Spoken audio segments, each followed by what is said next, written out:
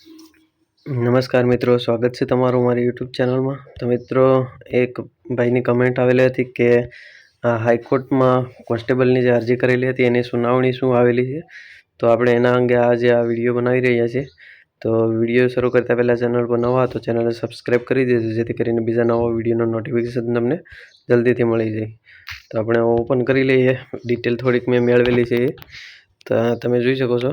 Gujarat police constable 2025ની ભરતી અંગે હાઈકોર્ટમાં થયેલી અરજીઓની સુનાવણી અને તેના ચુકાદાઓ વિશે ચોક્કસ વિગતો શોધવી થોડી મુશ્કેલ છે, કારણ કે આ પ્રકારના કેસોની વિગતો ખૂબ જ વિશિષ્ટ હોય છે અને સામાન્ય રીતે જાહેર જનતા માટે ઉપલબ્ધ હોતી નથી। જોકે ઉપલબ્ધ માહિતી મુજબ કેટલાક મહત્વના મુદ્દાઓ અહીં રજૂ કરવામાં આવ્યા છે। તો અમે એક PDF બનાવેલી છે। હાઈકોર્ટનો મુખ્ય નિર્દેશ તો કે હાઈકોર્ટે ગુજરાત સરકારને પોલીસ વિભાગમાં ખાલી જગ્યાઓ ભરવા માટે સ્પષ્ટ અને સંપૂર્ણ રોડમેપ રજૂ કરવાનો આદેશ આપ્યો હતો। કોર્ટે સરકાર દ્વારા ભરતી પ્રક્રિયાની ધીમી ગતિ અંગે ચિંતા વ્યક્ત કરી છે અને કહ્યું છે કે આ એક ગંભીર બાબત છે। કોર્ટે સરકારને કહ્યું છે કે તેઓ ભરતી પ્રક્રિયાને ઝડપી બનાવવા માટે નવી પોલીસ અકાદમીઓ શરૂ કરવા અને ભરતી બોર્ડને વધુ સત્તાઓ આપવા જેવા પગલાં લે। ત્યારબાદ સરકાર દ્વારા રજૂ થયેલા સોગંદનામું। રાજ્ય સરકારે હાઈકોર્ટમાં એક સોગંદનામું રજૂ કરીને જણાવ્યું હતું કે પોલીસ વિભાગમાં કુલ 25,660 જગ્યાઓ ખાલી છે। આ જગ્યાઓ 2 તબક્કામાં ભરવામાં આવશે।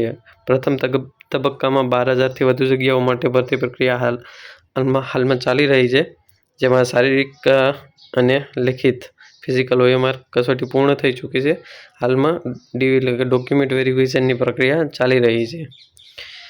બીજા તબક્કામાં બાકી રહેલ 14,283 જગ્યાઓ માટે ઓગસ્ટ અથવા સપ્ટેમ્બર 2025માં જાહેરાત બહાર પાડવામાં આવશે એવું જણાવવામાં આવેલું હતું, પણ આ સપ્ટેમ્બર પૂરો થવા આવેલો છે। આજે 25 તારીખ થઈ ગઈ સપ્ટેમ્બરની, પણ કોઈ જાહેરાત આવેલી નથી। હવે ક્યારે આવે કંઈ નક્કી નથી। સરકારે કોર્ટને ખાતરી આપી છે કે આ બીજા તબક્કાની ભરતી પ્રક્રિયા સપ્ટેમ્બર 2026 સુધીમાં પૂર્ણ કરવામાં આવશે। તો આ પણ ખાતરી આપેલી છે કે બીજા તબક્કાની ભરતી છે એ સપ્ટેમ્બર 2026 સુધીમાં પૂરી કરવામાં આવશે, પણ લાગે છે કે સપ્ટેમ્બર 2026 સુધીમાં ફોર્મ ભરાઈ જાય તો સારું। ટૂંકમાં, ગુજરાતમાં હાઈકોર્ટ દ્વારા પોલીસ ભરતી પ્રક્રિયામાં વિલંબ અંગે ગંભીરતાથી નોંધ લેવામાં આવી છે અને સરકારે આ પ્રક્રિયાને સમયસર પૂર્ણ કરવાની ખાતરી આપી છે। વધુ વિગતો માટે ગુજરાત હાઈકોર્ટની સત્તાવાર વેબસાઇટ અથવા પોલીસ ભરતી બોર્ડની વેબસાઇટ નિયમિત રીતે જોતા રહેવાની સલાહ આપવામાં આવી છે। તો આ મેં માહિતી ઉપલબ્ધ હતી ત્યાંથી બધી એકઠી કરીને એક PDF બનાવેલી હતી।